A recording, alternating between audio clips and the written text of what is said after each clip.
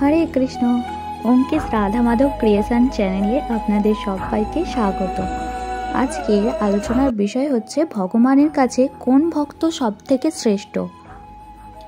তার আগে জানতে হবে আমাদের তাহলে ভক্ত কাকে বলে, ভক্ত কয় প্রকার ও কি কি। চলুন আজকে শ্রবণ করা যাক ভক্ত কাকে বলে। তো ভক্ত হলো সেই যে ভক্তির দ্বারা যিনি ঈশ্বর উপাসনা করেন, বস্তুত তাকেই বলা হয় ভক্ত।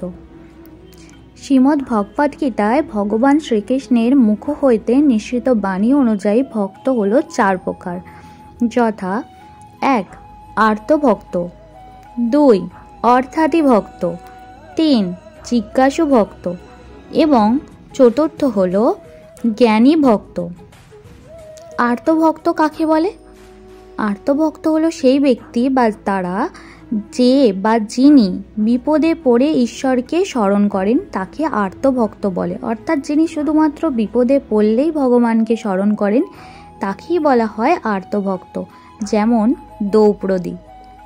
2 অর্থাদি ভক্ত কাকে বলে চলুন জানা যাক। যিনি কোনো ইচ্ছা বা প্রার্থনা পূরণের জন্য শুধুমাত্র ভগবানকে স্মরণ করেন তাকে বলে অর্থাদি ভক্ত, যেমন হলো অম্বা। 3 জিজ্ঞাসু ভক্ত। তো জিজ্ঞাসু ভক্ত কাদের বলে?